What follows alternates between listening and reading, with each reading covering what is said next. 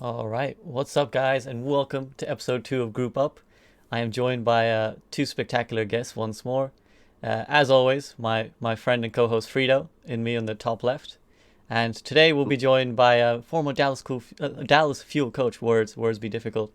Peak, who I'm delighted to have with us for the first time. Peak, nice to have you on the call. Thank you for having me. It's a pleasure to be here. Absolutely. So, by the way, Dal DAKL 121 in Twitch wants me to tell you that you're handsome. So I thought I'd Oh, start thanks Thanks. so off. I much. really Thanks so appreciate much. it. Wait, hold on. Just Oh, Peak, sorry. I'm afraid, Frito, I not just you. assumed. I mean, you should assume that all compliments about handsomeness are also directed at you, but in this case, not quite. So, okay, guys. I know everyone's excited to hear about the PTR patch, and we're excited as well to see what goes on with it. So I think that's a good place to start off. Both Peak and Frida, you guys have made a good amount of content on the upcoming PTR patch. So why don't you break us down thoughts on the new PTR patch? What do you think we can expect when it drops live?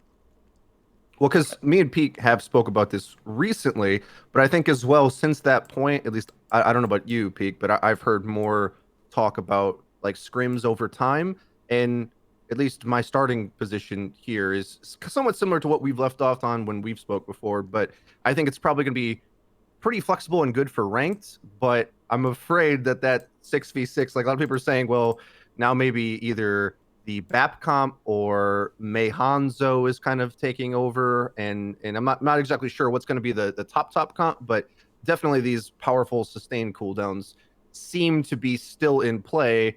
But as we've kind of spoke back and forth, that may break when the Shanghai Dragons of this patch comes out. I still reserve the right to think that's going to happen, but essentially my general thesis is we're still playing goats just in 222, but there could be a Shanghai Dragons type team that comes out with, like, I don't know, ball hog, like as far as something that destroys some of this sustain, May Reaper, whatever. We haven't seen Doomfist anymore, I don't think, but May Reaper Hanzo kind of the core of it so far, from what I Mm. hear anyway. Mm, mm, mm, mm. Yeah, I've heard the same. I still, my personal opinion, I still think Orisa plus Reinhardt is pretty bad. There was someone in my Twitch chat not too long ago coming in, like the first person. I turn on the stream, he's the first one there. First message says it was a big mistake shitting on EU. You're cancelled, and it turns out it's a nobody. But so so I'm not really how to say neglect how to say bringing down EU or anything by Mm. saying I think they're playing the wrong comps. But it does make sense that it has evolved in scrims. I've heard the same Orisa Hog with Mei Hanzo, really strong combos, and then you have BAP for everything, and you can run Ana or Zen even. Now the thing is, you don't have a Lucia when you're playing this comp, so if you play on maps where it's sharp corners and short distances between how to say corner to corner, and you can use a Lucio to get in on them, I see the possibility of Ryan Zarya comps becoming more popular. But then you have May and stuff, so there's always going to be ways to counter it. For ranked, totally agree. It's going to be completely different, I think, and it's not a bad thing that it's completely different. I think it's important that the play base can can survive in ranked or even grow, because with the way live is right now, we're just getting longer queues and losing more people. So Blizzard will they will make a difference if it yeah if they have to, so to say, and then it'll affect pro play as well. Yeah, I mean, I think that's interesting as well because right now, even where Orisa Sigma are so dominant and much easier than they are in PTR to get value out of, I still see a lot of players in rank very reluctant to play it, and I think whenever I have seen players sort of sub diamond play Orisa Sigma, it comes out really really badly. That's no offense to them, but it just comes out completely unlike what it should be. So I think even already we've started seeing people shift towards, or at least I've seen in the games that I've watched, people shift towards away from it. So I think it'll be even more interesting that you're saying Peak and both Frito that Orisa Hog, Orisa Ryan, Orisa Sigma potentially are still very strong. But I think one of the most important things when it comes to general rank play is often perception, and of course Jeff has rightly and wrongly alluded to this at times in his various bits of information that he gives us. But I played when I didn't play extensive amounts on the PTR, but I played a little bit. And one of the most noticeable things was how much people felt like the Reinhardt comps were a lot stronger. And I think that's really important when it comes to people picking them in ranked. They need to feel like they can do something, and it just felt like everybody was really like, oh my goodness, Reinhardt is just OP now. Like, I can just walk forwards and bulldoze people down. So I think, I mean, They could have did that with Speed Boost before. Yeah, but they I just know. refused to do it, right? But Exactly. I mean, that's the thing. But and I think now with now that they have Speed Boost on top of that as well, people are even more excited because they're like, oh crap, I can not only walk forward super fast, but I have a Speed Boost, and it's just like I'm sprinting, I'm like charging 24/7, and I think for anyone watching the stream, I fully expect to see rank like flooded at least for the first couple weeks with Reinhardt based comps. I think that's going to be the way it goes for the general plebs like us. Speaking of that, by the way, I know that on PTR, when the ProPugs happened, a lot of the players who played PTR, they also spammed ranked on live servers. And I wouldn't be surprised if live servers influence them so much so that they just don't see as much benefits with other comps than Risa comps. Sure. And the same thing could happen when this patch goes to live, and the majority of ranked will be Ryan, Winston, Hammond, whatever. Doesn't have to be a specific comp, just anything except Orisa or Orisa Hog, and that can eventually then influence them to see it changes their perspective basically, and then you'll think from the perspective of a Ryan comp instead of an Orisa comp when you actually play Reinhardt. Yeah. And to also mention how Rogue, for example, developed triple DPS or just dive. When I was with Misfits, this was when Rogue just did their trade with the French players, and they started with triple DPS. We were playing Pharmercy. We started out with the Pharmercy in Europe and then brought it to Korea when we played there. And we owned Rogue, like we dumpstered them in scrims. Wasn't difficult at all. And people in the scene, in Europe at least, they look down on Rogue for wanting to try this comp or wanting to push for it. And when they did develop it, when people came back from Korea, turns out Rogue were really good at dive and no one could really beat them anymore. So you might even have situations like that where there's going to be some team who tries to push out this comp because they see the changes instead of following the sheep, the herd, and doing everything the same as everyone else, even though it's not your strength. So just quickly to fill anyone in who isn't familiar with what Peak was talking about there, Rogue, this is pre-Overwatch League days, before Overwatch League was ever a thing, were alongside Envious, the dominant Overwatch team, basically. They were better at the time. I think that they won more. Well, okay, sorry, I did interrupt you, but Envy won Apex Season 1, but Rogue cleaned up everything else in the West. Yeah, exactly. So these two teams, I mean, mostly Rogue. Rogue were the dominant team. I think Envious kind of started towards the end of, before Overwatch League just about to drop, I think Envious started to come back into it. But these two teams were the dominant Overwatch teams before Overwatch League was ever a thing, and they were famous, Rogue, for their triple DPS comps. So, yeah, I mean, that's very interesting, Peak. Do you think then that there's kind of any validity to what Jeff Kaplan talked about when he said that a lot of the problems with the pro play is perception as much as it is balance? Like, do you think? Oh, for sure. Yeah, for sure. So now, if anyone, on Twitter or whatever, is gonna, get angry for this, target it to me, not to SVB or Fredo. But if you have people like, let's say, what's his name, Samito, who just rants and rants because they are angry and ranked, and then they have no other way to process the frustration. Same thing with pro players. They have maybe not the best ways to manage their anger. They go on Twitter, they type up long essays, walls of text about a hero they dislike, and then they flood the internet about this type of ranting, and then everyone else catches up on it, echoes it, and suddenly everyone thinks the same thing, even though it might not be true. So you think especially yeah, go on. Yeah, no, especially if you have a large following. For example, if you have the Brig, movement, delete Brig.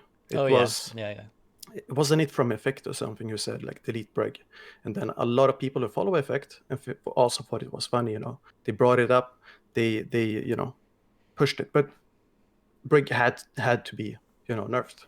She was too strong. So you think there's a sort of echo chamber effect almost in the Overwatch community where if enough popular streamers kind of get something in their sightlines, then everybody kind of catches on and it becomes public perception, even though it's not necessarily everyone's experience. It's just what everyone thinks they hear. Is that what you're kind of getting at? Yeah, something like that. Yeah, because if all pro players on Twitter say that X hero is bad, like when Sigma came out, people said Sigma is trash. Pro players, I mean. Then Yeah. when I go into high ranked, let's say 4.3k, and I pick Sigma, I get flamed for 4 days straight for playing Sigma. Then the week after, suddenly everyone is loving Sigma because they get to see a Nebix clip on Reddit. It's stuff like that changes the perception, and I feel like either it's too easy to how to say fall for something being too strong, or it's this how to say a venting train that everyone jumps on. Yeah, it's easy to be reactionary. Frito, what do you kind of make of what Peak is saying there? Oh, a whole bunch of cool things got said thus far that I'd like to jump in on. Definitely with the perception thing. The thing is with Overwatch as a game, I think we all know that when the optimal thing in the patch is found, it is way better. But then at the same time, all of us have to try to remind everyone in the community, like if we play in ranked, that only gets achieved when you play all of the heroes in that comp optimally. So it's not just about picking it, and this is my ranting and ravings about like double barrier right now on live. Even if your masters and under, you probably aren't playing it well enough that you could have played something else to a similar degree of success. Anyway, put that off to the side. The cool thing talking about off meta teams like Rogue, I mean, I brought up Dragons earlier, but you could think of Chengdu. What was nice, and this we might get into talk about Overwatch League, so I don't want to lean into that too much. But what was nice about pre-Overwatch League is that you would have tournaments with gaps of time on a patch, and it would be like now where we don't know what the best comp is. We really don't. Like we could debate back and forth. Like I might be like, well, Goatsy things are still good. This Baptiste Bunker comp I feel is like sort of a glass cannon comp essentially, where you have a shield and a lamp, and besides that, you're like, we're hiding, we're out, we're hiding. It's like a big burst of a peak, and it plays totally different to things that we've seen in a while. But in like when you look at that Rogue comp triple DPS, the reason why it could get dumpstered is because each sort of there was like they would always make a triangle around the enemy where Soon would be deep in the back, AKM on his soldier pick, and then Nico, trying to dash in between. And the cool thing about how that worked in the economy of the game at that point, when they got it to work, each one of them could either pop off by mechanically hitting something or getting an ult. And it was just so perfectly tuned that worked out, where even if they were multiple members down, Soon could pulse bomb and get a double kill, or AKM could get in enough damage, and each one of them could kind of carry their own load. And it was only until like it was the D.Va rework happened where, well, there's damage denial perfectly from this angle for 4 seconds, that it was like, well, this triple DPS approach, they just ignore you and just plow through your team. And that principle kind of pushed it through. So it's like you still could have tried to commit to that, but it was like so much harder to do. And that's principles we've seen with other comps as well. So anyway, point is, I'm excited to see how that plays out on the patch, and that's why I think it would be nice if we actually had less practice time. As odd as this sounds, this is why I'm a little bit excited about Overwatch League Season 3. A lot of people are worried, like, well, the quality of games is going to go down. But one benefit is we don't have enough time to figure out a patch. And because when the pros don't know, then they're still up in the air, and we see comps that maybe aren't as good. Because let's say, like, I have a comp, Peak's got a comp, we go head to head, and if we don't really have enough time to just grind it out 12 hours a day or whatever, or 2 scrim blocks, however long that is, we may not be able to figure this out yet enough. And because of that, when it gets to this stage, you may see less mirror matches because two teams have different ideas about what works best for them.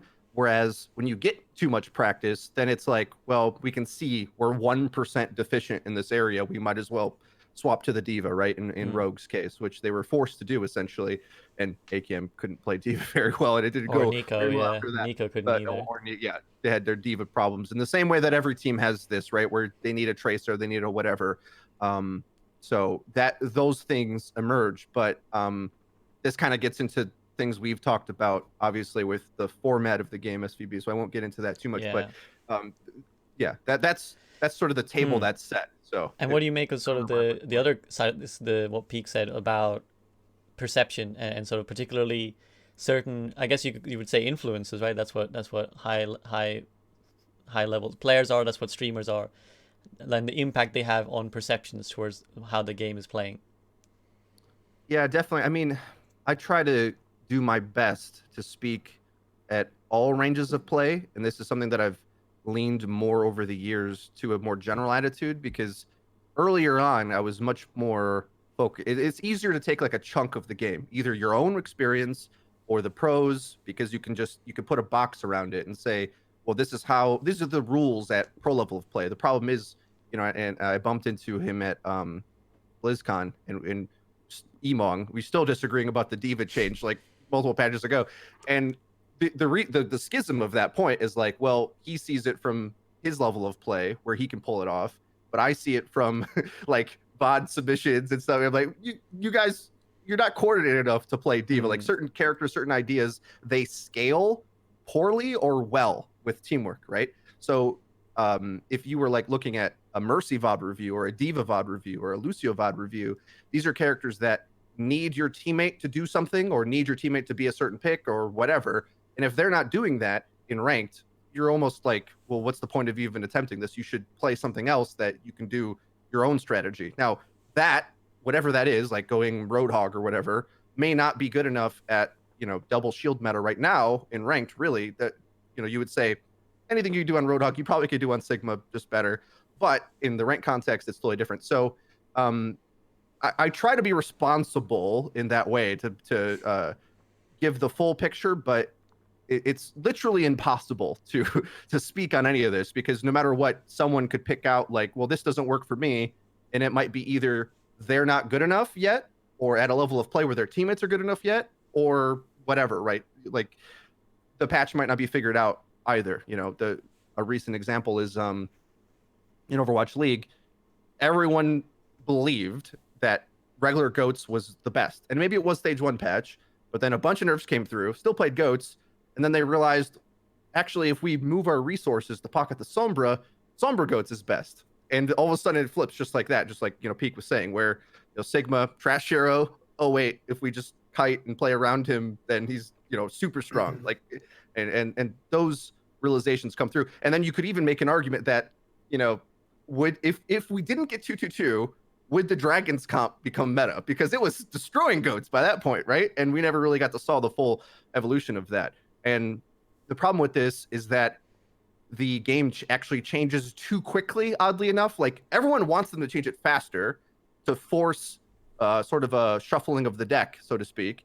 But at the same time, you need long periods of time for this iteration to properly occur. And we never really get to that point with Overwatch. So, it's difficult for me to have an opinion on whether they should patch it faster or much slower, because either way, right, it's sort of, they keep throwing a wrench in the works by adding a new hero or reworking a character or these big balance patch. Oh, shields are different. It's like, oh, that's a entirely new game, right? And it won't really be until like we play on it a year before we're finding the small intricacies that allow you to do other things. Now, ideally, you want that patch to be in a good spot where we enjoy playing it. So you do have to change it for sure. I'm just saying that, you look at other esports games, this happens as well, where the philosophy of these things, you really need to stress it and have someone crazy enough to try something a bit off meta to really break a hole into another strategy to start to work. And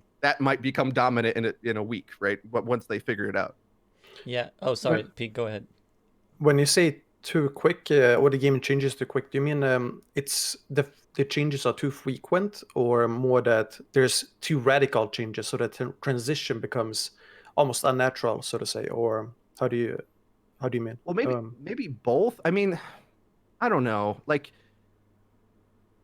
we usually now we're going to finally see Overwatch in a different way this next year because there may only be one hero, not more. Usually there's 3 heroes, and a new hero, especially when they come out strong as they have for like the past year, kind of radically changes the game around them. And because of that, I think we're the downside is, and I agree with everybody that's like, well, we get a meta that might be stale for 6 to 8 months, but the other side of this is, well, it's because they keep adding stuff as well, because usually there's the fastest route to power, right?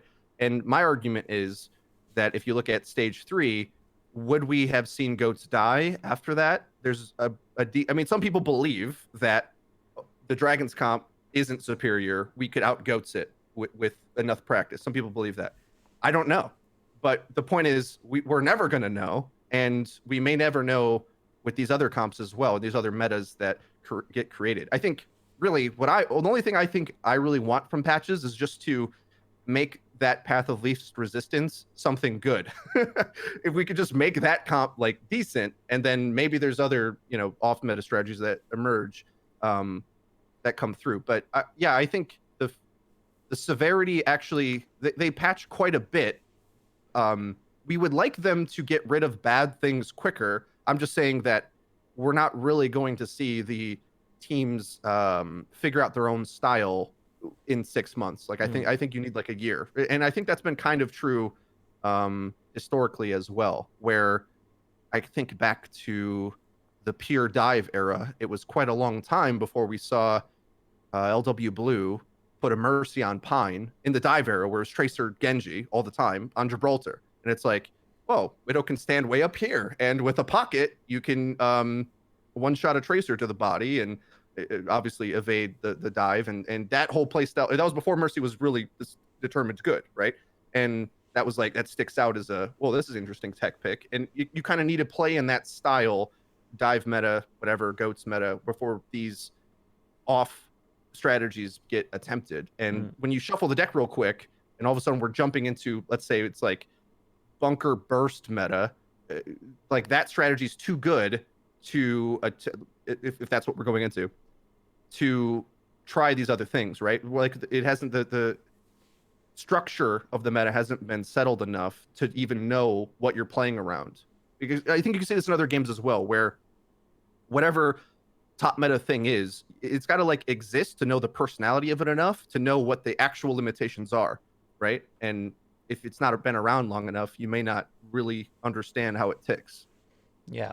So I actually have like a little bit of a monologue I want to get into, but first I want to ask Peak a question, because I think his answer will help me. Peak, as someone who has coached, really high level players, like professional Overwatch League players, how do you find pros are in terms of intaking lots of new information, or lots of like a big shift, for example? How good are they at picking up like a big shift quickly? Like, are they resistant to change? Are they flexible? Like, obviously without throwing any shade or anything, but just generally. So you might not like this answer, but there's no difference from a pro to not a pro. I think it's pretty much determined by genetics, like how you process the information. Like you don't gain more processing power by by grinding out a game, for example. Well, yeah. No, that's actually that's actually the answer I wanted to hear, because otherwise what I said might be controversial. But so my monologue, I think one of the reasons as well for why pros are so slow sometimes to change according to the meta, or change according to the patches, partly obviously comes down to heroes as well, but I think also throughout the course of Overwatch history, we've seen kind of dominant principles of how the game should be played also shift, I think. And I kind of had an epiphany moment with this, because like the other day I played with a friend who hasn't played Overwatch since about season 4. So he came back, and we were just in quick play, and he was playing DPS, and he asked me, hey, like, who do I target? Is this still the supports? And I was instantly reminded that it's like, he was playing back in sort of dive meta days, when the most important thing was who you target, and particularly as a dive hero, was to go and kill the supports first. That was like at that time the governing principle of how you play Overwatch. And then, I mean, even to the point where actually, if you think all the way back to Mercy meta, hide and seek meta, where literally if you don't kill this one hero, you will lose the next team fight because she's gonna fly in and res 5 people. And then I think Overwatch kind of introduced a lot of supports that had high amounts of sustain, namely Brigitte and Moira. And these guys kind of shifted the ideas of Overwatch out of like quick dive the healers, burst them down, and we slowly saw the transition into goats, which is basically the three most survivable heroes. Well, original goats: Moira, Brigitte, Lucio. These are the three most survivable support line. I mean, try and one-on-one any of these guys, and it's just a fucking joke. It's just like laughing all the way to the bank. And suddenly, I think access to backlines became nearly impossible. And the governing mentality of Overwatch shifted from target focus, and that being the most important thing, particularly target for supports, to being survivability. And in GOATS meta, it was all about cooldown rotation. That became the most important thing, right? Make sure that you use your bubbles effectively, you're using your stun, your discord, all these things. Abilities need to be used perfectly. And your target focus was basically the most available guy. That was the enemy Reinhardt. It's like, okay, well, this is the guy in our face, we'll kill him. And if someone steps out of position, we'll kill them. And I think we're still seeing that now in the double shield meta, where Halt is basically the governing principle in the sense of like cooldown. This is like the most important cooldown. Everything comes around this, like the Halt punch, Halt accretion, Halt gravitic flux. And I think in many ways, the community doesn't necessarily move that quickly either between these governing principles. So now when someone plays dive, they often forget to dive the healers quickly or kill them quickly or target focus well, because they're still sort of slowly adapting from there's like a hangover from the GOATS meta principles. I think in a lot of ways the pros are the same. Like they're so used to now focusing on efficient cooldown rotation that it can be sometimes tough to get out of that mentality when you're constantly thinking about how to maximize your cooldowns, which is obviously a good thing.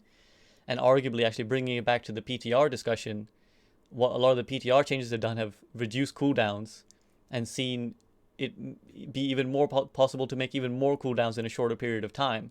So I can understand in that state why the pros would focus even harder on playing Orisa more, because not only was their cooldown powerful before, now it's even better. Now there's even shorter time between fortifies. So that maximization mentality that has kind of been drilled into pros for the last 2 years, particularly with Overwatch League being so heavily and minutely coached, I can see how that it becomes a hard mentality to shift out of. And yeah, I don't know if that's sort of a permanent problem, that it will never see huge principles of how the game is played shift at a time.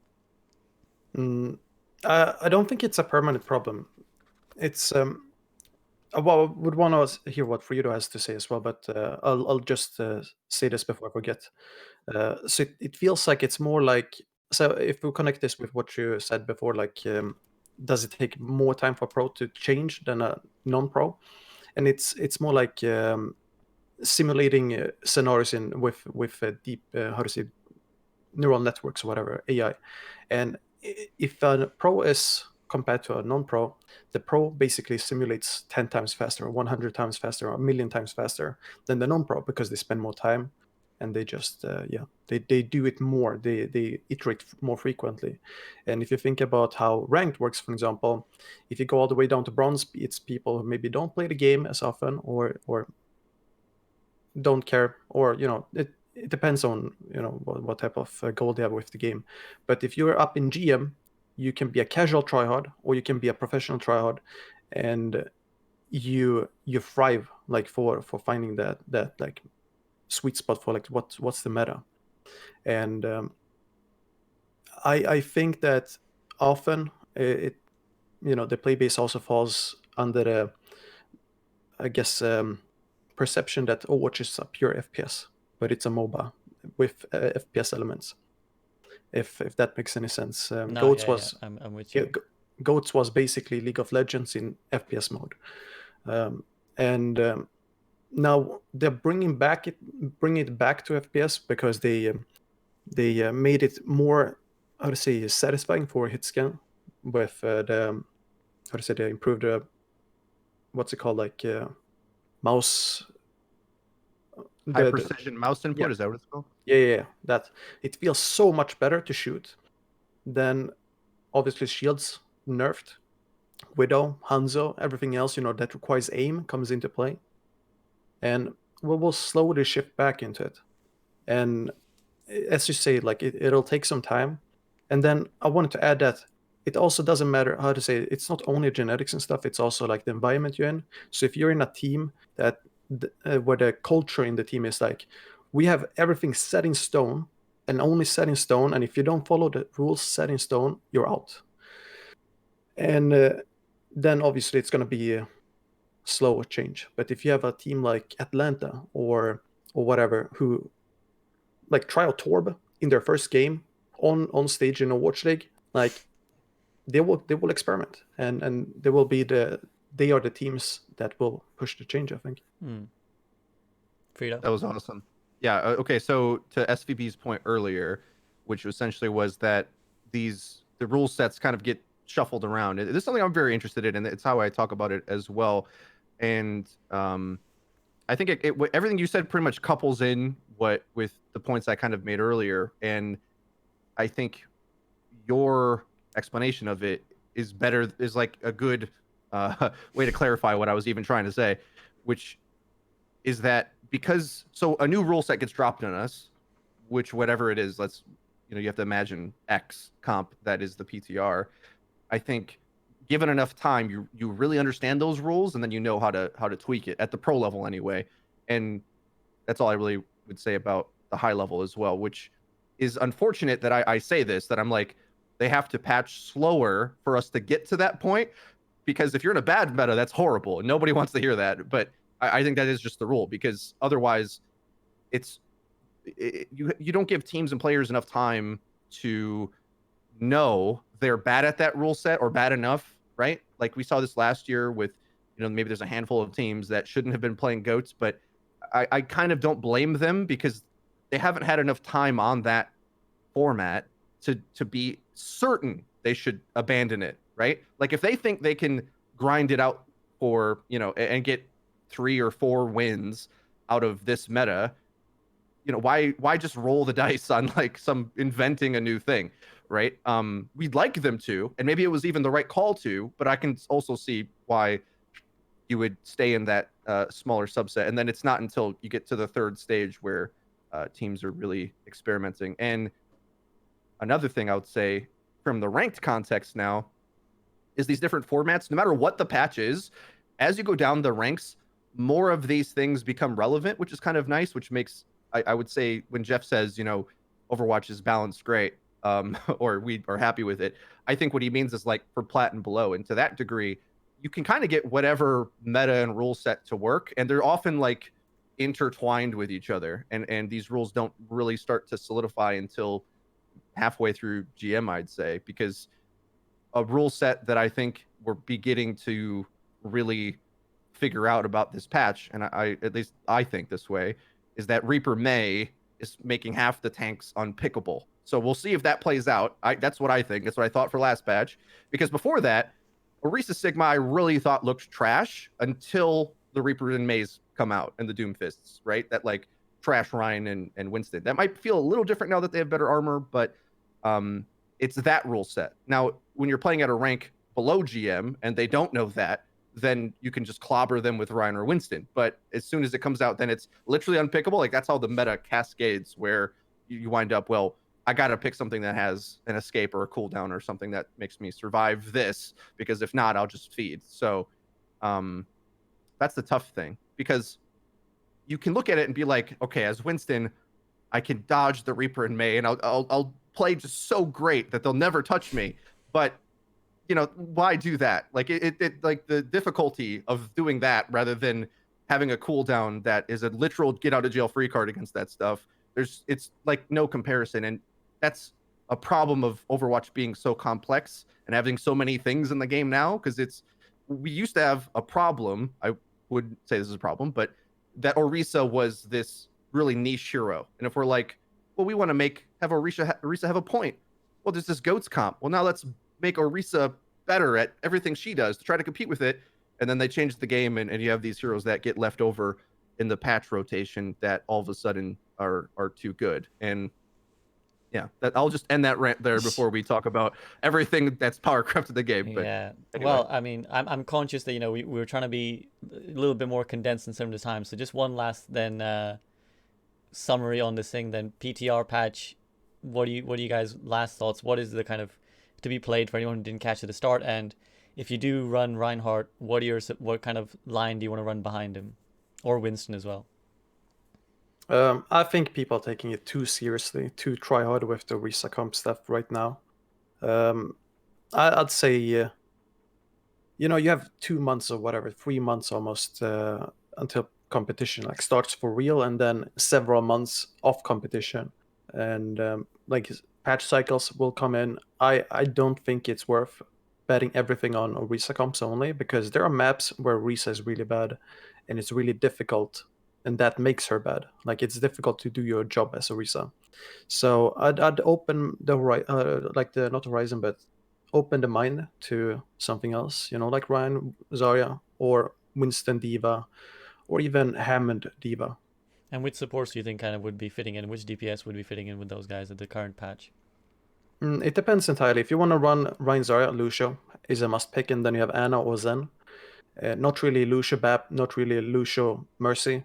You don't need them. However, you can play them in ranked, but in pro play you don't need them. Mm-hmm. If you want to run Winston, you don't really need a Lucio anymore. You can run a Bap with a Zen, and you can be really greedy, or you can be running Lucio Ana or Bap Ana, for example. Even Mercy Ana. Yeah.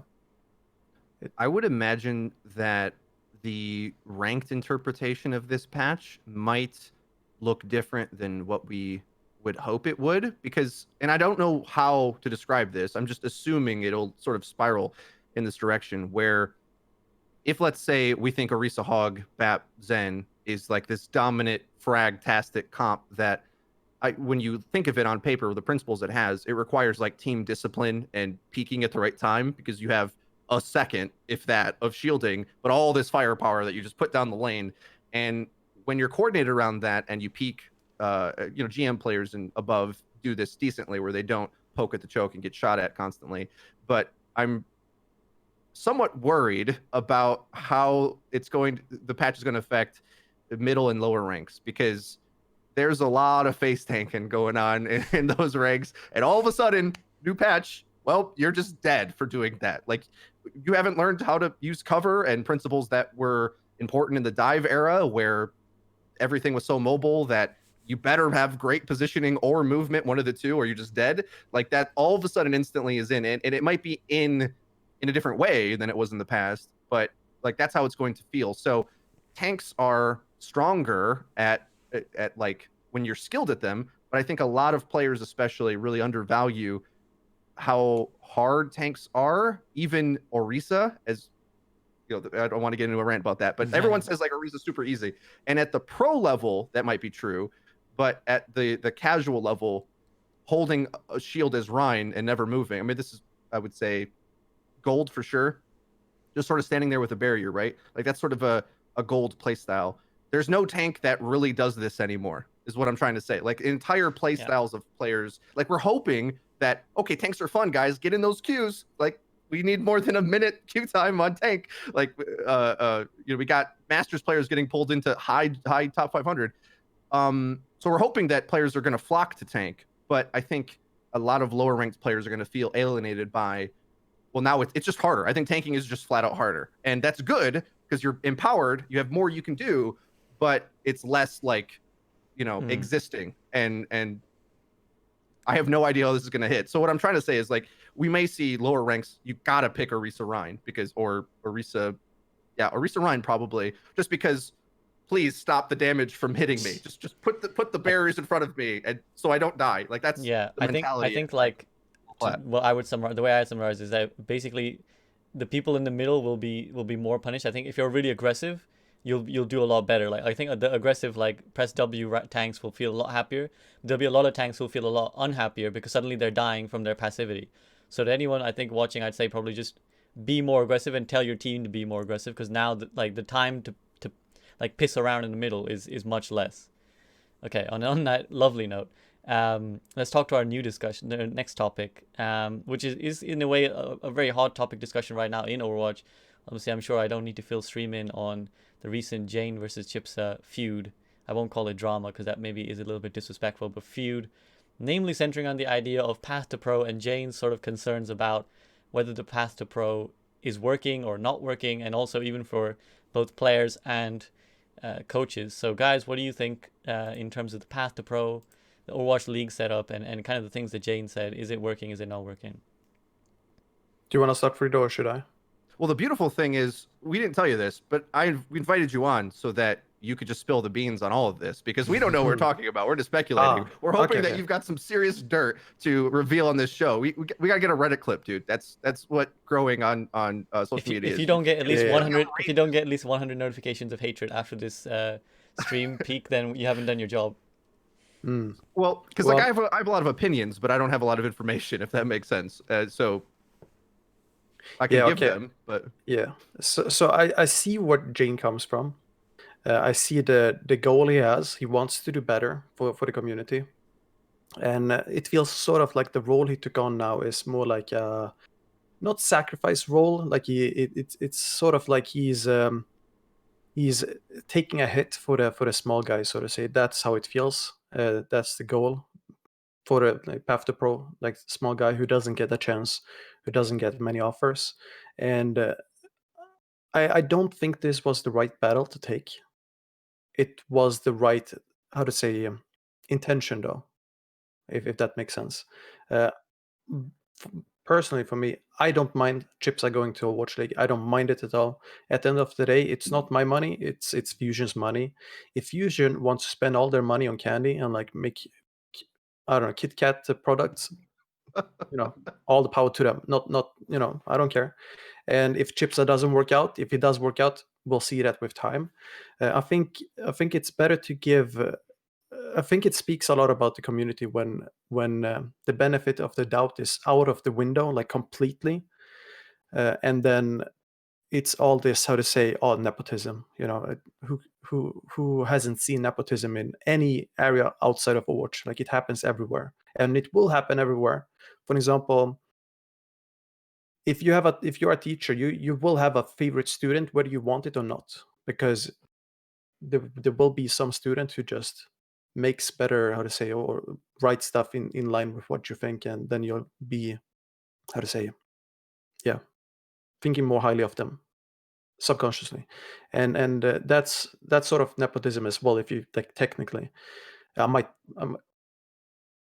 Yeah, I guess. But just biases in general, right? I mean, there's no way to get away from human bias. Yeah. This whole situation just blew up because of like wanting to defeat, like it's like Jane was playing Dark Souls on Twitter, and he's trying to like one shot this beast without dying, and he's kiting for ages. He's running around for like 2 hours, and eventually gets downed. But this is the Dark Souls of Twitter drama. That's what he's saying. Yeah, it's amazing. Yeah, and like, it's not going to be the end. And I think Jane is doing the right thing by trying to make Path to Pro better.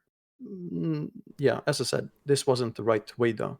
And with the Path to Pro, it is what it is. You're not going to be, how to say. Actually, let me rephrase it like this. There's a good quote somewhere by someone on Twitter that was retweeted by Thorin, if you guys know him. We don't need to bring him in here. It's he has a lot of haters, and sure, people like him as well. But it was that your poor social skills will render you will make you miss opportunities more than lacking any technical skill. And that it took 10 years for him to figure that out in his career. So if you are a player and you're like super good, but maybe not the best in the world, and you have poor social skills, so you can't network, you can't brand yourself, you don't really know how to speak highly of yourself and sell yourself without sounding like you're like fishing for clout or something, and you'll miss opportunities because of that. And you're gonna have that. Like, that's a part of it. And I think there's bad sides and good sides. The good side of this is that players will learn. They will learn from these mistakes, and either they will keep doing it until they develop like a phoenix. You burn down and then from ashes you rise up. That, like in Harry Potter. Are you like a poet on the side, Peak? With all these No, no, metaphors you no. keep dropping. No, like I'm just like they come They as just they come come. moments Yeah. of inspiration. Yeah, and if you do, if you do realize this, for example, I realized very early on when I made content that I'm very monotone. Like I'm extremely monotone when I speak, and now I've been working on that, and I'm still monotone. But if I do an analysis for 2 hours, you're gonna have people who either have insane focus, are asleep, or I don't know, just have something in, have it in the background, listening to you when you stream. And yeah, I had to work on it, and so does the players, and then that will get you more chances. And then when you get the chance, that's when your skill comes into play. Frida, It's a what do you team make of sport this? after all. Yeah, I think that's a really good point because there's so many different paths I want to attempt to try to touch and try to be cognizant of time here. But when people start talking about deserving, right, it's a really sticky situation to even begin to debate about, because one thing that I liked about the open format of pre-league Overwatch and every esport really is that, like, look at a game like CS:GO, right? There can be a team of washed up has-beens, so to speak, right? And of like friends, or they were stars on other teams, but they don't really want, they stream now, but they kind of want to play. You can still have those characters in the mix of everything. And the beautiful thing of that tournament format is that they'll probably go out in groups most of the time, but at least they're there, and the viewers that want to see them, or whatever. This was something about, like, or you have a team that's like Virtus Pro. Now, I don't know if I'm like, this analogy is going to fall flat because nobody knows what I'm talking about, but there's a team like Virtus Pro where you would, maybe one of them could be considered really strong, but really there were some of the parts, right, where they were like, they all spoke Polish, I believe. They were a tight unit, and that's something that I think we forget in Overwatch, and something that we're kind of losing.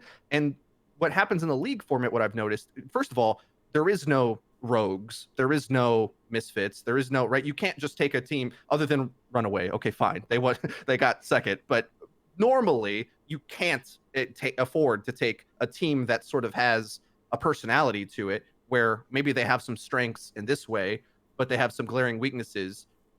And this is why you see a team like Vancouver get rid of Bumper. It's like, hold on a sec. I criticize this play too, but I'm shocked you got rid of him for Fissure. Like, that's like the big, we're going to just shoot for the moon. We're going to take a highest skill player and try to jam him into the system, right? That's how Overwatch League works. And I can't even fault them for doing that, because that's sort of what it seems like you need to do in Overwatch League, where you better go for as much firepower as possible and fix them into the system. Whereas in the open circuit, you don't have to, everything doesn't have to be competing for the zenith degree, because you might just go on a lucky run one time and win a LAN, or the patch is good for you, or whatever. Whereas now it's like every team wants to be able to maximize their power, and there's some friction there, and maybe we might argue they need to lean a little bit more towards the camaraderie and all that. But I would imagine that probably matters more at the contenders level. And then once you get to Overwatch League, it's like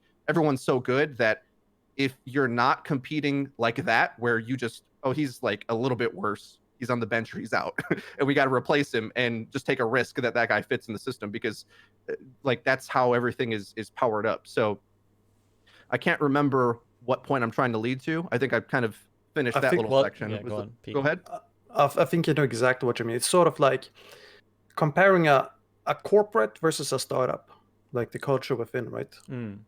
You don't run a corporate the way you run a startup, where everyone is coming up with ideas, everyone is basically doing everything, and everyone is super good friends, and you don't have cubicles everywhere separating people, and don't have layers and stuff. Yeah. But if you if you don't have that on a large scale, it's very easy to become too chaotic. But on a low scale, it's not efficient to have all these layers, because you don't have the manpower or the Infrastructure. resources. Yeah, resources or just infrastructure. Yeah, and I think the other aspect is, so yeah, to summarize what you guys saying, that it there's a less organic feel to it, and on top of that, I think it also kind of ruins the Cinderella story element that can sometimes arise in an open system.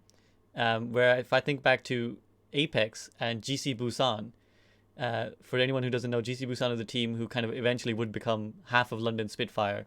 So this is like Profit, Gesture, I believe, Wu Yao, and a couple. So half was GC Busan, half was C9, I believe, and these guys were absolute nobodies. Like nobody knew them. They were like unseeded when coming into Apex, and suddenly they came in and won an entire season, beating Lunatic High, who were the dominant team at the time.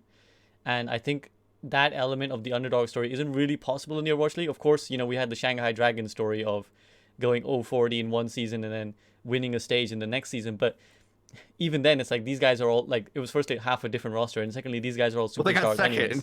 Yeah, they got second in Korea, so. Yeah, so these guys are superstars anyways. Whereas I think that like you were saying, Frida, about in League of Legends, that team kind of came in as a sum of as a total. They were a unit. It's not that if you picked each player out, they would fit into an all-star roster. It's that when you allow a team to organically build, you not only create a more holistic environment, but you also allow sometimes for magic to happen. That like little bit of thing that you can't account for. When a team of people who just click, something about them allows them to beat people who are better than them, essentially. And that, in another way, gets kind of taken out. But again, going back to the idea of sort of path to pro, do you feel it's sort of working or not? I mean, do you think that the league format itself kind of stops the path to pro from working? Yeah, exactly. I mean, to everything we've just laid out here, the next step to this conversation that I wanted to jump in with is that the player that really gets left out in all of this is anyone that isn't near the elite level. Like if you're approaching the elite level, so there's two things that Overwatch League likes. Absolute elite, you're going to start on the team, probably play a lot of heroes, and we don't have to bench you. Or bargain, right? So those are the 2 points. And if you're, in my video, I talked about Elk, which I assume is who, at least one of the people that Jane is speaking about when he talks about Fusion. We can speak more about that drama aspect of it if we want, but I think the interesting thing to the point of this conversation is that a guy like Elk, I think, is somewhere in between there, right? Like, he's not bargain because he's accomplished. That's the problem. Like, anybody who goes to school to get a degree in something that doesn't, like, directly put you in a job, you're going to feel this too. I felt this when I graduated with 2 liberal arts degrees, where, like, you're overqualified for low-end jobs, but you're not like 5 years of experience for the job you want. That's the problem these players have.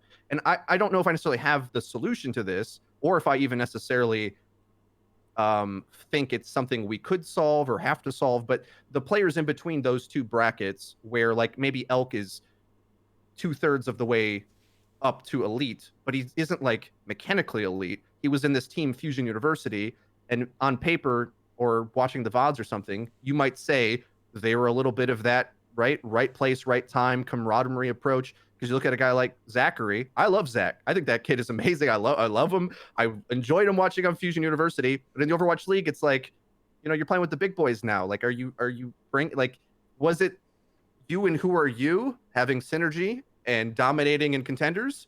Because it's not like he just brings so much firepower to the pro league that he's knocking people's socks off, right? And a guy like Elk too, he was on that same team, where I'm wondering, what place do these players have in the Overwatch League? You might say, well, they deserve a chance. I thought Zachary deserved a chance. Maybe you could say Elk deserves a chance.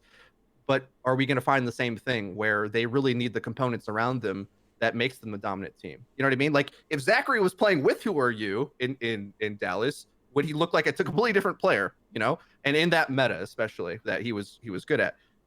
There's so many different factors of this where players have strengths and weaknesses in different metas, and then if you're too much about the sum of the parts around you, it devalues you for the Overwatch League. Because as we said, you either are bargain and they're going to develop you on the bench, or you're elite and they can put you right into the system and form around you. Like, it can't be the other way around. Like, you can't need a package deal to get empowered, which is what we've lost. I can't remember if I finished that analogy. Anyway, Virtus Pro randomly would win a LAN, once in a while. They'll like bomb out, bomb out, bomb out, bomb out, win a LAN. Like that's the weird thing about these camaraderie type rosters where they may not have the most skilled players, but they can hang around in the scene and get in some of these tournaments and just randomly make a stab, sort of like a stage playoffs, like a Shanghai Dragons or something. But it's we are losing that with the league format, and at this point, I suppose we'll transition to talking about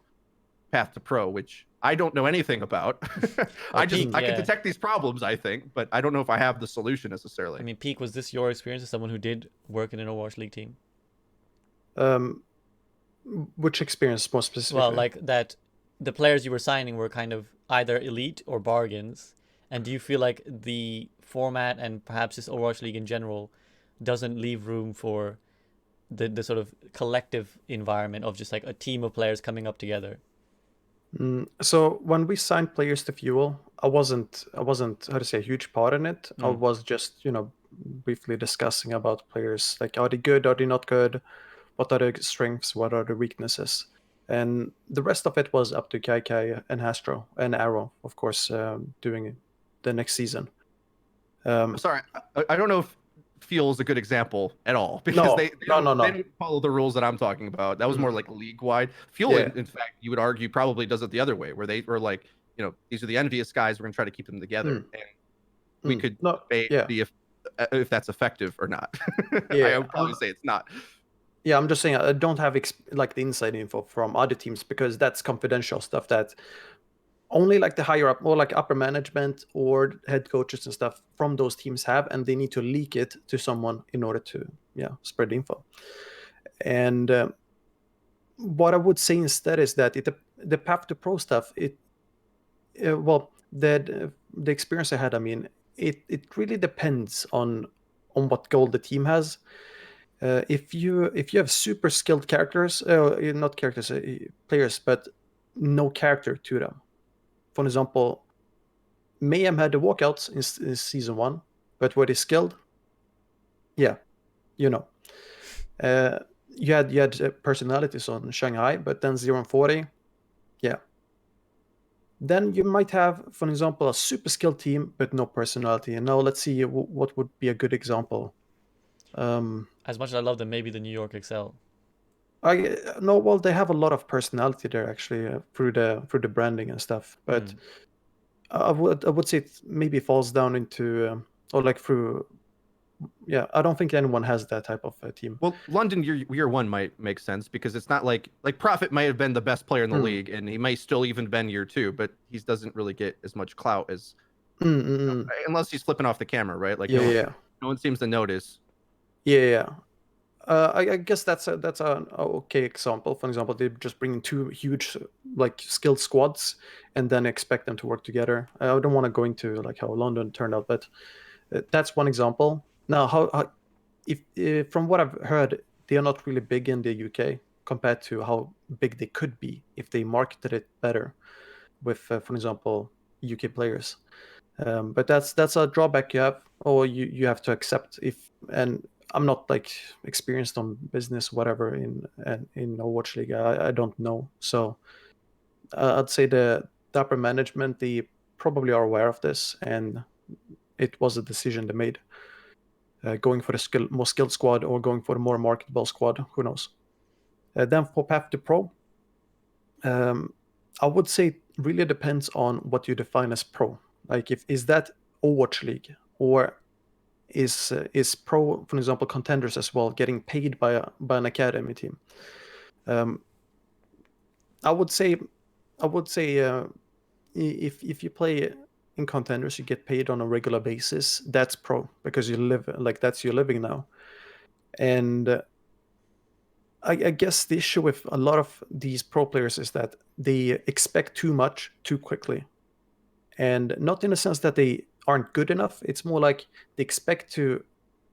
It's like a kid straight out of college doing their first big project or big work, and then get laid off, or it fails, and then the whole life crashes like for them because they have never dealt with a big failure before, and that's what it feels like. These players who retire super quick, they come up half a year, and then retire a month later because they didn't find anything, and they could be 18 years old, and like they have a lot of years still left, and they can still like go pro, but they want Overwatch League now, and when they don't get it now, they don't know what else to do. It feels like a waste to continue with Contenders. But then was Overwatch League the ultimate goal after all, or was the ultimate goal getting clout, or was it money? Or yeah, there probably is a different route to why they want to be in Overwatch League instead of the competition. And if if they want to earn tons of money, for example, through being a player, being Contender is totally fine, and you can market yourself way stronger than you can with Overwatch League. For example, the Fran, he is probably more marketable than a whole team, like more than Florida Mayhem last year. Avast himself, he basically revived the brand with the Chuck E. Cheese stuff, and yeah, stuff like that. It just takes a different angle to it, not just grinding out Contenders and winning only. But then if you want to reach Contenders, it's about a trifecta, so to say. Like you want marketability, you want skill, and you want experience, I guess is the word, the third one. Does this come back to, though, what Jane mentioned in his comments on Twitter about there's a lot of lack of support for these players? Social skills is one of the things he spoke about, and you also touched on it, Peak, earlier, that a lot of these players, they lack social skills and they lack the guidance of, okay, well, if this is your goal, this is how you achieve it. This should be your other plan. This should be your this should be your plan for the next 2 or 3 years. Do you think there's a lack of support for the players? It's the way I see it is like this. If you wanna, if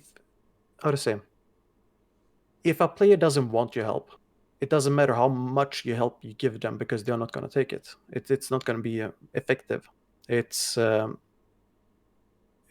difficult question, but I do think that the league itself hasn't defined Path to Pro well enough to give clear objectives and making it worth being in Contenders, for example, making it worth climbing to the top of Open Division.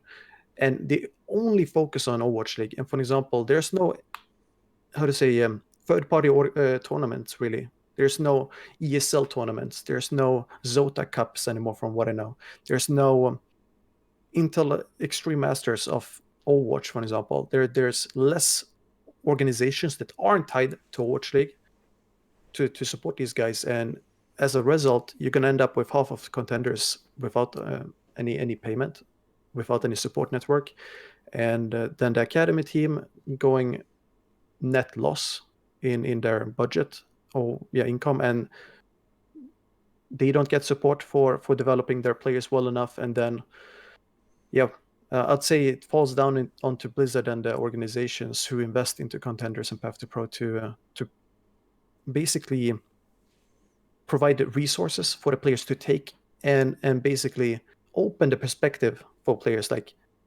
show them the benefits without shoving it down their throat, basically.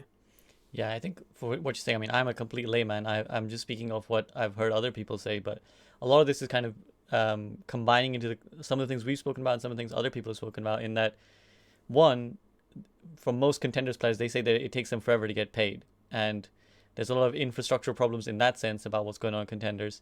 Then what you're talking about here about the denial of third-party tournaments, that's something that Chrono Dota, who was here in the last Group Up podcast, spoke about a lot, that since, Blizzard have decided for the Overwatch League system, they've also then shut down all this third-party tournament organization because it conflicts with their sponsors for Overwatch League.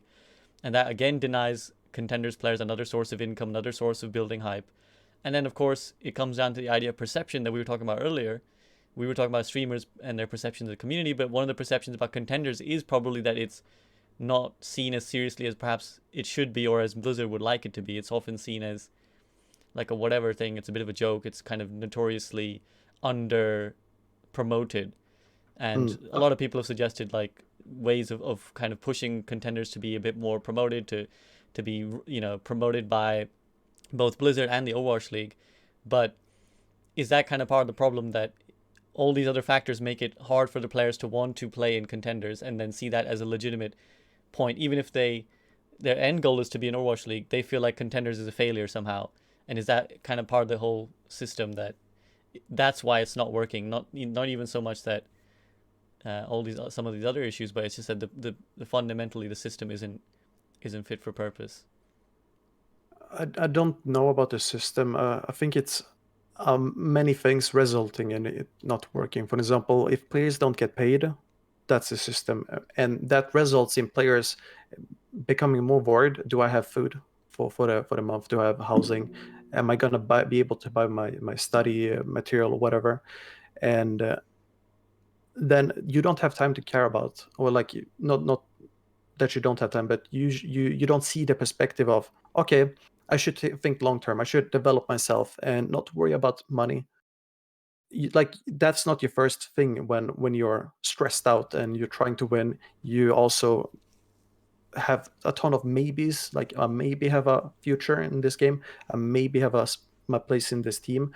Maybe the coach will hate me. Maybe they won't bench me, etc. And all those things become blockades basically for developing yourself and like building these social skills that Jane talked about.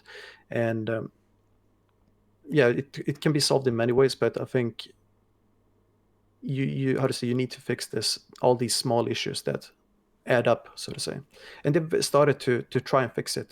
For example, they added more people to Path to Pro staff at Blizzard to fix the format. I think the new format, for example, creates more competition and more opportunities for teams in open division to graduate up or like come up and then show themselves. So for example, orcs can come in, like Simplicity I think will invest again. And yeah, that's my take on it. Frito, any thoughts on this before we head to the next discussion? Yeah, where do I want to go about this? My problem whenever I see this is I have like two mindsets with it, where part of me is old man Frito, get off my lawn, stop complaining. Like I have some pretty harsh opinions that way, but I try to be reasonable with any opinion I have, really. And if I hear someone I respect, like Peak or Jane or whoever, say, you know, this needs to be improved, you know, my ears perk up and I listen. But at the same time, I think our perspective of life feels a little wrong. In what I'm trying to say is there's millions of people working dead end jobs not getting life skills. Like, you know what I mean? Like there's problems with just society in general, and having the opportunity to make whatever $100,000 playing video games is an outrageous thing. And my advice would be to those people trying to pursue this. Obviously, it's like a horrible job. Like, I'm not saying like, oh, super easy, just play video games for a living. That's about as dumb as saying what I do is just playing video games for a living. I understand that, but at the same time, it's a highly coveted job, and I would advise someone that's pursuing it to weigh up the life options. Like any time with this dream job scenario, whether it's like Sideshow on the stream talking to Jane brought up being an actor, I would say, like, I would never advise anyone to try to do YouTube professionally, for example. Like, I never say, like, oh, just follow your dreams. Like, that's stupid. No, that's very, very dumb. Things you do in life build up your social capital, your experience. And if you can afford to burn a few years of you're going to live a long time, young man. Like, it's okay if you waste 2 years. Like, it's like, oh, my life's over now. I'm not an esport athlete. Like, you can still go places from there. And I know Jane probably, I'm like the reverse Jane here. You know what I mean? Like if he was here, I'm sure he would very harshly disagree with me on this. But I think that, you know, unless you're in if you're in a situation where you need to put food on the table, this isn't for you. Basically, this is a very privileged, like, I'm secure, I have people who are going to look after me, or, you know, you're situated in that way. Don't expect this to be like a get rich quick scheme. And of course I am sympathetic towards like what we can improve. Okay, like I'm gonna come along with that as well and say, yeah, let's improve things. Why does it have to be bad? I'm just saying, like, a lot of life is bad. Like, buckle in, because this might be like the easiest thing you do. After you fail at this, you would be shocked at how much harsher failing at other things are in real life. This in comparison, can be a much easier route because if you're super talented, it looks really easy. It's like, oh, boom, right to the top. It's the grinding in the middle. Anyway, so to that end, in improving the system, I think is cool. But my concern is that if, like Jane brings up, we look at the NFL, it's got the collegiate infrastructure and it kind of goes down all that. But we're in year 3. Like if you look to the NFL in year 3, were they still wearing leather helmets? You know what I mean? And as well, even today, you would be like, well, there's brain damage and CTE and all that. Like there's always downsides to everything you do. Okay. That's where I stand at it. So given more time, these things can improve. And I see no world where they can improve immediately for those disaffected people in the middle where, you don't luck out. There's so many people that want to do this that a lot of people have to be let out by design. Like there isn't enough spots. And part of that is a byproduct of the league format, because if you're like, going on your Pokemon journey, I'm going to be the very best, like no one ever was, you could create your small little team, get into the circuit and grind your way through. Like you could force your way to the top in a more free market system. Whereas this is a closed system and it's going to have those downsides no matter what, because there's only so many slots. There's only 6 players you can field at a time. The bench doesn't really do much other than like be a backup in a case of a meta swap for most teams. Like a few teams do legitimately swap starters in and out, but for most it's just a backup. And so like I don't know what these players even expect they can get. I think they should really, and I think Pete kind of said this as well, but they really should change their perspective of what's even possible, because players that I thought maybe don't deserve to start in the Overwatch League get on bench slots, then complain about getting paid on a bench slot. Like my skills are decaying. Well, I mean, I'm shocked you're there. Like from my standpoint, like if I look at it objectively, there, a lot of life is luck in this, and the system's going to produce luck, unfortunately. And there's another problem as well. You when you start to advocate for standards, like let's say 50,000 a year minimum for players. I hate to say it, but if you removed that and maybe said you can have 50 players on your roster, could you have these like, it could be predatory as well. I'm not saying that's a good idea, but I'm just saying those limits that you put standards up, then people have to meet that value to the org, right? If there wasn't a limit on or a minimum on what you had to sign people for, because that's how it works in other esports, in other small streamers, other small pros, small games, a team can come in and say, well, we'll just buy a budget team and just start things here. Okay. See how that works out for us. And then as those things develop, it grows value, and maybe those players' brands grow and they demand more money. You'd hope their contracts don't screw them when that does happen. Okay. That is rife with problems. But my point is, there isn't much of a free market here for it to compete in itself like that. That there's not these channels that you can ride up. It's more like the leapfrog approach, where you've got the Bostons who are picking the bottom of the barrel, and then you have teams that are dropping 250K on Decay, right? Like there's that's kind of what I mean when I say there's the two things there. So this is the league we've got, and we're kind of stuck with it, unfortunately, but with the way it's structured. I really wish they opened up the tier 2 scene. I think that would solve a lot of this, but alas. I mean, there's so much to feedback on there, but we're not really got that much time, because this is getting very, very philosophical now, because we're talking minimum wages essentially. Because that's kind of what the 50,000 is. It's a minimum wage, of course. In real life, we have a minimum wage to ensure the people. That's a high minimum wage, bro. But that's what I was going to say. But of course, 50K is an arbitrarily high minimum wage. So this is part of a much lengthier topic about what would be like a suitable compensation for a pro player. Like, what is ethical practice? Would the open format make things better? And I guess, to speak for Jane, if in some way, if I can, I'm sure he was not appreciative of me speaking for him. But I guess the point is, even if you feel like something is working decently, there's no reason not to point at the bad things and say, hey, what about let's try and fix that a little bit. So I guess someone has to make the noise for something to be done. But one of the things you touched on there, Frida, was the idea of not choosing YouTube as a career, and I think all three of us would probably agree on that one. Don't do it, kids.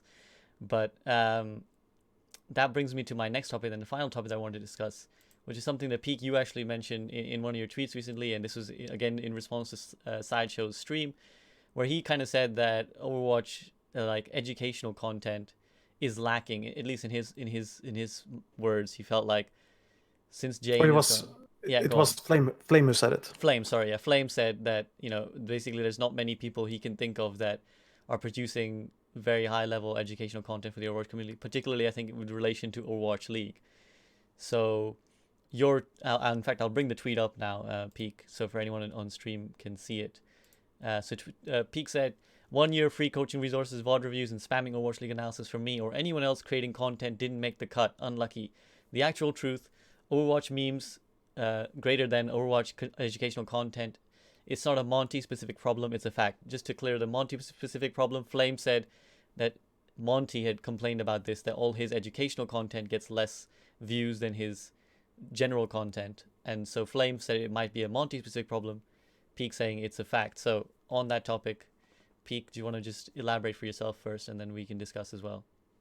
So when I saw it, it was the exact same thing that that the scene loves to consume over educational content. That, I don't know, he went on Sideshow stream, everyone is watching, everyone is in there, everyone is listening to Sideshow, or the stream at least, because Slash was there shit talking and doing his thing.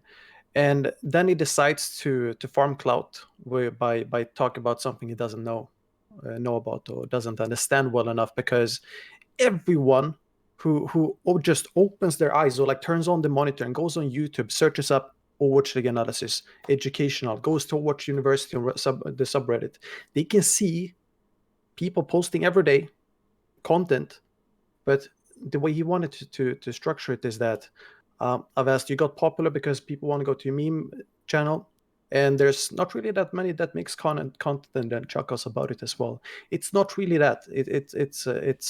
It's pretty bad of him to go out and say it like that in public, because it's frustrating from smaller. I'm not talking from my perspective. I'm talking about YouTubers or streamers who have 1 subscriber or 0 subscribers or 10 subscribers, or they got inspired by someone else doing analysis, or they got inspired by the desk analysis to do analysis, and hear that there's not really anyone out there doing anything. And that to me tells me that these smaller creators, they would feel, okay, no one's really watching me. Why should I even do this if not even the people at the top are taking a look at this? And then they see, for example, me. I spammed analysis more than anyone about Overwatch League this year. I was commentating almost every game, almost reviewing every game. And how much attention did that get to Flame? Basically none, because apparently no one's creating analysis. And I feel like I wanted to show how out of touch a GM can be in Overwatch League. And it's important for the scene to know, because that's the exact content, the cloud content, so to say, that they would rather consume over these educational videos or resources. And that's why people are leaving the scene. That's why people are stopping making educational content. That's why you have more memes. That's why you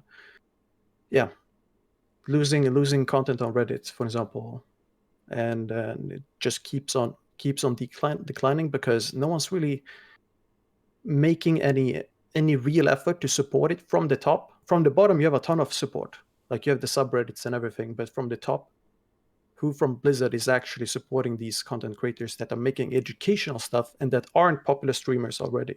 I know they invite streamers to their stream camp. I'm not saying that they should invite anyone like educational, but why not give some incentive for educational content, like some program, some affiliate program that they can develop? Like you don't even need to pay them, just attention alone for their brand. For promotion for their brand is enough to give them incentive to create better videos, create better content, give them guidelines, maybe have someone make a group, how to say, group, not group call, but sort of like an education, like they make a video that's how to say, lecture. a lecture that's adapted to pretty much everyone in their program, one person, and then they send it out to everyone. And now you've created education for all these content creators that you can use and improve the scene. Now, we don't see that type of movement. Have had zero contact from Blizzard, like even wanting to do educational stuff. You don't have any how to say, rights to co-stream, for example, like you have in CS:GO. So if you want to do commentary like me and Navas did, you got to do it scuffed, and even then, like, you can still do well, but you have to really work hard to make it work. And I'm not salty about the fact that memes are bigger, memes are more, how to say, consumable. I understand that, I accept that, and I don't mind it. I do memes myself to sort of add a variety, add in humor, because no one really wants to feel like a zombie in a lecture, right? And the way the scene interpreted the tweet ranged from everything like, "Oh, this is bad," to "This is how, yeah, this is just a fact." And yeah, Mm. it's just what I meant with the tweet. Like, it's important to see like how easy it is to miss the, how to say, the lack of support from the top. Yeah. Frito, I mean, you must have a lot of thoughts on this. I mean, in a way, it's different, right? You are the number one, essentially, YouTube Overwatch content creator. Peak and I are in a different different level. We're kind of relatively unknown in that sense. So, I mean, how do you feel about this in general? Well, even for us, let me think back. I believe was it year one? Yeah, we've only had 2 years. You could see your Overwatch Pro breakdown like every other week, and or at least like every week basically. And now the problem that I've found is that as soon as the pro game is a big schism with the average ranked experience and it looks like a completely different thing, I sort of just mostly dropped covering pro Overwatch because I mean you have a year of goats, a comp that so few players can even approach to play with the random teammates they have. It just doesn't apply. And then kind of same thing with May Reaper, like in average ranks with no coordination, like May Reaper, again, I kind of said this earlier, but they're heroes that scale with teamwork because you put the wall down, you multi-freeze, you shoot the same thing. Like that's all required for that to work. Whereas when the game's more deathmatchy, then you know a Hanzo looks like a much better ranked character because it doesn't need teamwork. He just needs an angle and a headshot. So to that degree, I've definitely as a decided to slow down on that. So I sympathize with Peak, who's been fighting the good fight, and I can't remember when you started creating, but I feel like you've probably picked the wrong time to go hard on it because you were a coach. There's no way you were creating content then, right? Like not. Yeah, I didn't. My scope when I made it was more of an altruistic, how to say, scope. I released. Oh, there's your problem right there, man. No. It was intentional because when I was released from Fuel, I didn't leave in like by my own will. Like it was released because I don't. Yeah, I can't go into details, but it was released, and no one wanted to give me interviews. So no one got to see my work. No one got to see what I'm capable of. And what better way, or well, what other way is there to get noticed unless putting out your work and making noise if it's good enough? So, I had to go and release trade secrets, or I don't know if people see them as trade secrets, but they are trade secrets, ways of thinking about the game, showing people how to analyze and like teaching them how to fish essentially. And it was more to get a job in Overwatch League rather than getting numbers. That's my scope. And I think people who are trying to get numbers, I agree with you here.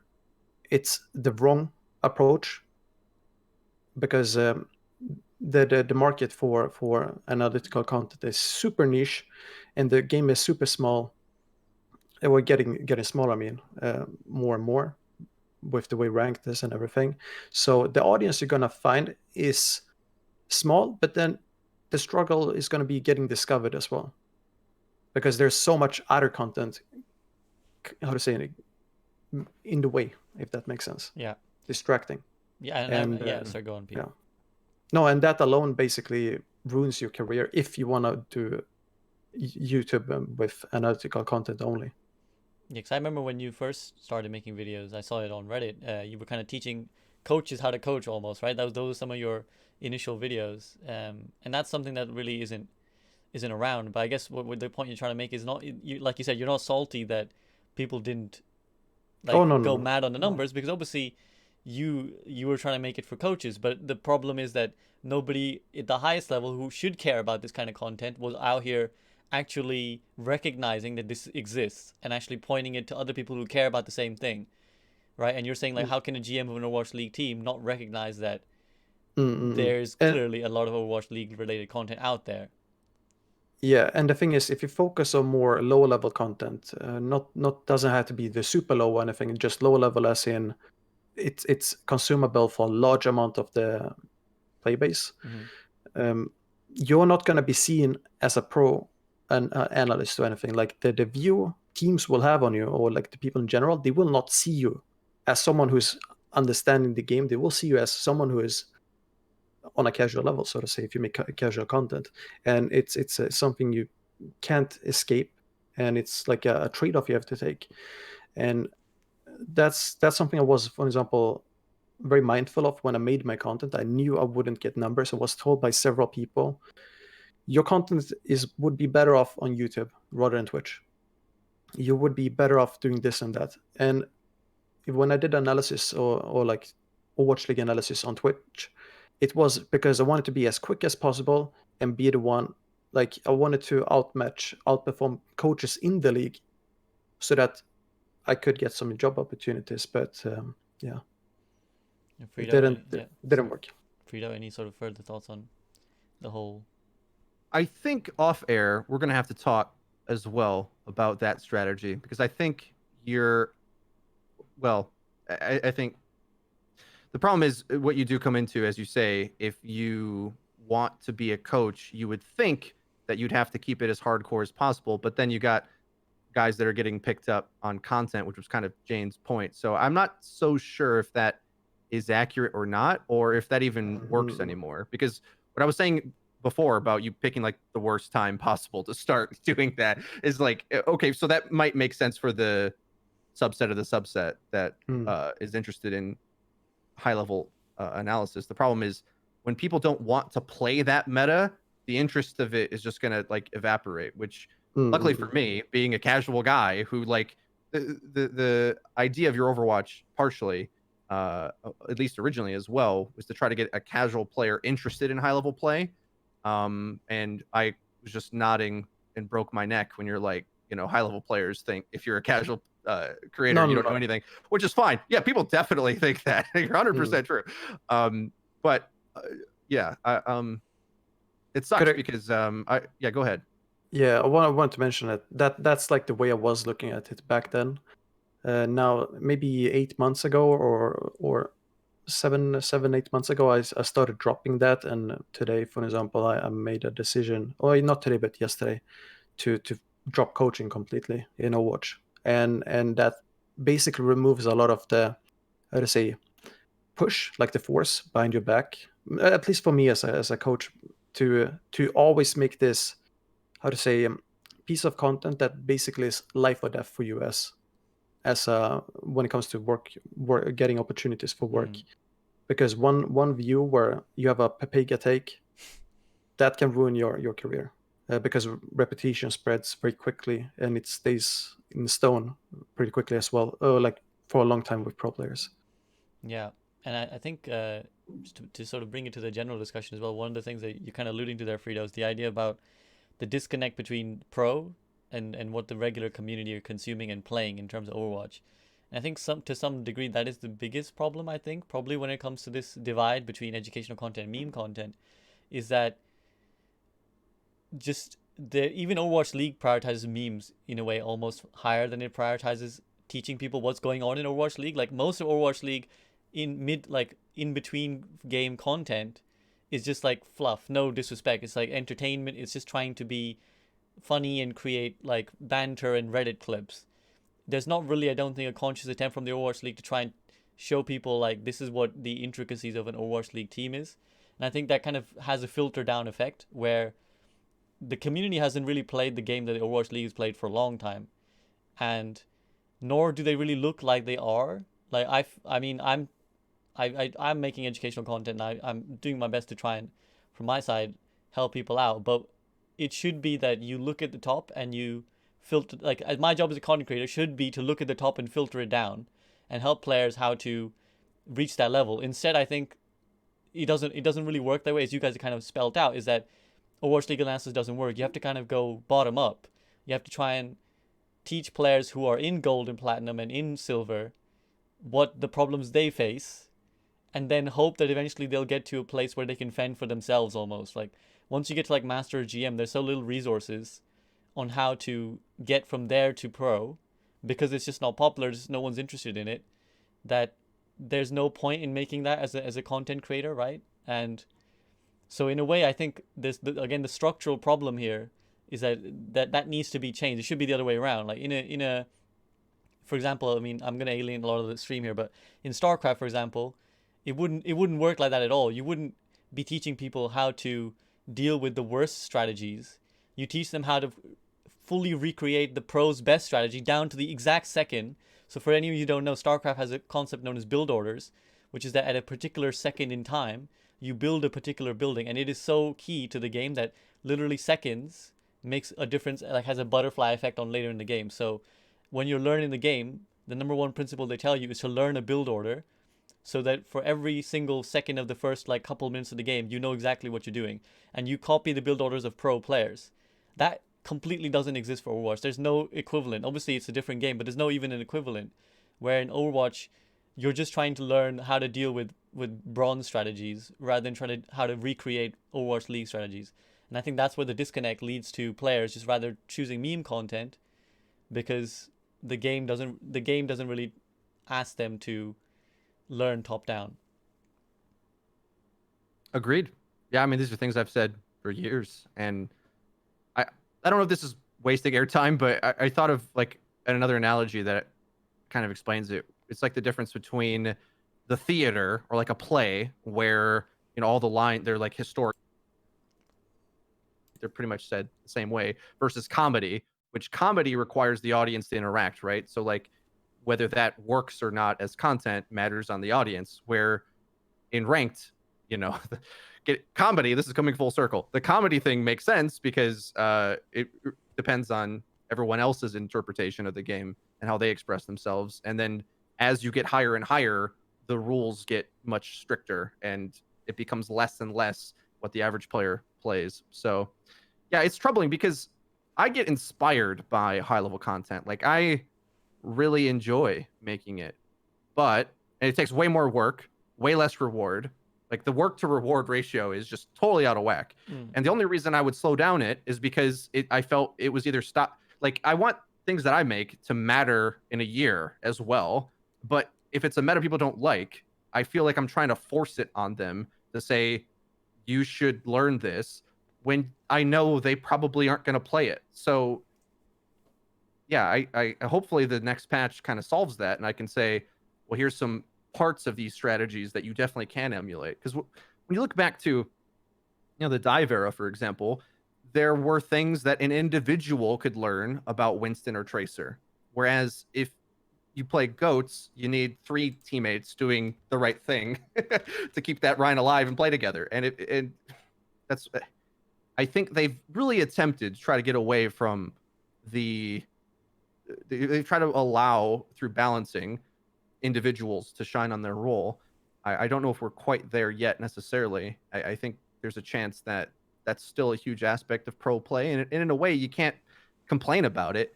The game isn't by design to function at the highest levels, in my opinion. Like I I think it's designed for the middle player base to have a good time, but we also have an Overwatch League that we need to do something with. So whatever degenerate format comes out of that playing out is what they end up playing. So it's unfortunate. And just to try to come full circle with all this, like I think it as Monty was saying, there just isn't as much of a hunger for it. Even back then when he made it, like years ago, there wasn't much of a hunger. And that's when I thought like I could come in the scene and be like, all right, this is how they deal with Bastion, this is how they deal with this. And casuals like, oh, I relate to that. And it does take some creative writing to figure out how you can package an idea that works for them. And those just kind of have dried up. But also the way that I think viewers watch the Overwatch League is with a standoffish like spectator rather than, it's not like other games where you talk about StarCraft, talk about Dota, you talk about whatever, these hardcore games where you have to know a lot. The barrier to entry for a viewer is much higher. So when you go into it, you can absorb so much more of it. Whereas Overwatch League, I feel it's like the opposite, where the viewer is like looking for explosions basically. And there's not real, the average player doesn't use terms like pathing and cooldown timings, and there's so many things that they don't do. Whereas, like you're saying, the average StarCraft player, like at the middle rank, should know a build order, or at least know what that means, or be attempting to do it. Whereas the average Overwatch player, it's like just using your hero's cooldowns. And I don't know. Part of that's probably because we just started an Overwatch League immediately, rather than having time for this to develop. Because if we were playing Overwatch for 5 to 10 years, maybe that changes. Because I already think the knowledge of the game has gone up over time on a sort of curve. Players used to know less, believe it or not, like on average. And given enough time, perhaps like all the synergies are one. Like, for example, I think a lot of people know Rein Zarya is what you're supposed to pick together, but do they really know when to bubble to make space? Like, I don't think they know that at all until maybe Masters, Diamond, iffy. Plat, definitely not, because I've seen it. But like that's sort of like a little vertical slice, like a build order or whatever. I've gone on for a while. I could keep going, but what I I'll was end going to it say there. is, I mean, from my perspective, I think if there is ever to be a shift, it has to be top down. It's never going to come bottom up, not anymore. I don't think you could expect there to be like a grassroots movement of people being like, we need more Overwatch League, like educational content to be prioritized higher. I think if Overwatch, and this is touching on similar topics to what we spoke about in the last group up call, if Overwatch wants to be a serious esport, it needs to start going top down with how it treats educational content. And I think that's kind of what Peak is also alluding to, is that not enough people in positions of prominence are giving the highlight to the content that's supposed to make the community better and smarter. And I mean, even now, like, not even to throw shade, because I like everybody who's on the community spotlight, but right now there's like, Blizzard has been doing community spotlights with this Mercy challenge, and they're all just streamers. They're all players. None of them are actually trying to teach other players. Why not let it doesn't have to be, forget me, because I'm not even like, I don't see myself as someone who's trying to be a content creator full time. Like, I'm not trying to turn it into my job, but there are people who are, and people who could be getting this spotlight and getting that chance to not only help the community, but also then treat it as like a full-time job and as a way of educating people en masse. Do you want to know the secret Go on, to Pete. like the secret council who actually can decide that? Go on, Peak, drop us. Reddit. If Reddit, like full on like comp Reddit and maybe even normal Reddit, if they like fill the front page, 10K upvotes, wanting something, it'll come for sure, because that's the audience that Overwatch League has. That's the main audience, and they have more impact on the community than I would say Overwatch League wants to have themselves. Like, you're not gonna see Overwatch League go out and say, Reinforce should be back. Reinforce should be back on broadcast after being let go. This was pre-Overwatch League World Cup stuff, and then Reddit is filled with threads about, bring back Reinforce, and then community movements. The community, Overwatch League is nothing without the community, so to say. And if the community wants it, then it'll come. But the thing is, the community won't want it, and it would be really, really difficult, but also bad to how to say, rig it. because yeah, at that point it's no longer a community movement. It's a one single person or whatever who wants something. But if it happens naturally, it'll probably come. Otherwise, I totally agree with you with needing a top down. I mean, well, a movement has to start somewhere, so Reddit, get on it. Frito, any thoughts? I think that's a sort of we're reaching the conclusion. 'Cause I think that's a nice thought to end it on. But Frito, any sort of follow up? I think you guys are barking up the wrong tree. Yeah, I mean, I'm not I don't really. think it's I'm not ever gonna really. happen. I don't think. I mean, whatever subscribers I have are from Reddit primarily, but I don't think that Reddit would do that. Essentially, I mean, No. I'm just I- saying it. That's one that would way. be the way. I know you're saying that would be a way. I'm just saying I don't think Reddit would do it. I'd advise any content creator to not rely on, it's sort of a don't ask permission, basically. I mean, that's what your Overwatch did. Didn't ask permission, just made the content that we thought the community wanted, and the rest is history. So I would advise creators to focus on bottom up for sure. I mean, if you want to be a coach, it's tough. Like, there's no getting around that. But yeah, that's the way I would put it. And a goal that your Overwatch has is in order to try to get the nerdiest things to seem cool enough to watch. And that's difficult, and that takes marketing, and it's annoying, and you might feel like the community should just inherently want this, but in this community you definitely need to do that because they're not as hardcore as other games. So because of that, you have to appeal to them, and that gets the highest end community to criticize your Overwatch, as Peak alluded to indirectly, right? Or other content creators that do things like that. But it's an absolute necessity, and you have to see it, or at least I do, as trying to lure them into something that is deeper than they originally thought. And I'm going to continue to try to do that, but it's tough in between these rough patches. Like when this new patch hits, definitely going to be down to try to grind out informational content again. But in the meantime, the problem with Overwatch is it's kind of in stasis, where people casually watch the Overwatch League. As we've said earlier, they're not really like trying to learn strategies or something because it's some corny degenerate meta that they're not going to play. So they kind of have it on in the background. And then when they play the game, it's half the time a degenerate meta for ranked as well. So I think the two ways that we all as a community should work at this is try to get Blizzard to balance the game properly, and you got to have a bottom up approach, I think. But that's all I'll say on that. Peak. I wish it was other ways, and that's why I try to promote anyone who's an analyst. Like I absolutely love analytical content. I love it to death. I wish everyone would try to do it. I want to see more of it, which is why when I see guys like an SVB or a Peak, I'm like, please go support these guys for sure. But there's only so much that someone from the top can do. Like, right? Like a lot of SVB's recent success is on his own. It's not like your Overwatch was like, boom, here you go, here's views. He had viral videos before I even reached out to him, and that's you got to do it on your own, basically. So that's how I see it anyway.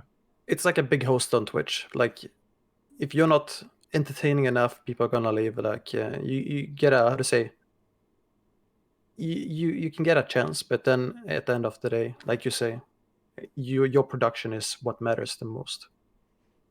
So concluding thoughts then, Peak, on what has been a very fruitful and I think insightful call. I'm very thankful for having the chance to speak with you guys. I see things from a different perspective now in hindsight. I wasn't ready to dig deep in my own brain, and I'm kind of happy that I did. It was nice. Well, I mean, from my side, it was a pleasure to have you. My concluding thoughts would be on the recent topic. Like, I mean, anyone watching, thank you for supporting. So obviously, we're not really saying that people don't support us, because people clearly do. I'll say that I'll ask for top down, but I'll dream for top down, but I'll do bottom up. That's my conclusion on it. Like, work with your community, and hopefully Reddit work with us, and other communities. Try and let's see if we can improve the state of Overwatch's learning. But otherwise, ask for top down is my dream. And Frito, any last thoughts? Yeah, the something that I forgot to mention is like just sort of a side note, like Peak was talking about, exploring his mind, and all of a sudden we went like kind of deep there as well.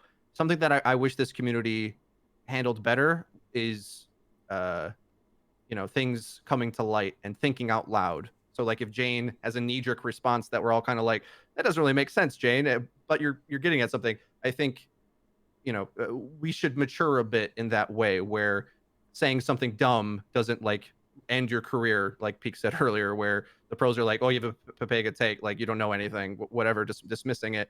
Because I think that's comes from this cancel culture of the youth, whereas as an old man, I'm used to like dirty things being aired in public, and that being okay, and we get over it over time.